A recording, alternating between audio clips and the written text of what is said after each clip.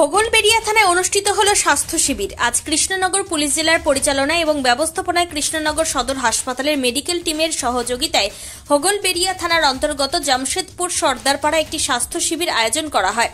এই স্বাস্থ্য শিবিরে উপস্থিত ছিলেন কৃষ্ণনগর জেলা পুলিশের অতিরিক্ত পুলিশ সুপার গ্রামীণ উত্তম ঘোষ, তেহট্ট এসডিপিও সুবোধ সরকার, হোগলবাড়িয়া থানার ভারপ্রাপ্ত আধিকারিক দীপঙ্কর মণ্ডল। এই শিবিরে মোট ৭৫ জন শিশু এবং বয়স্ক ব্যক্তিদের চিকিৎসা সহায়তা গ্রহণ করা হয়।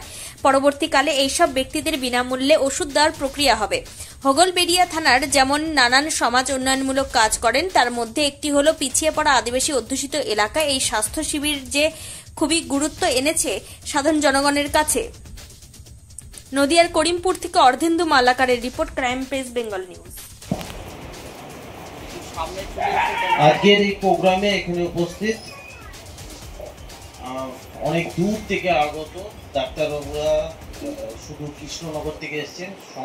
মোটামুটি 2 আওয়ার্সের জার্নি আছে, বুঝতেই পারছেন। তাদেরকে আমি প্রথমে ধন্যবাদ জানাবো আমার কলিগ এসডিপিও তেহট্ট,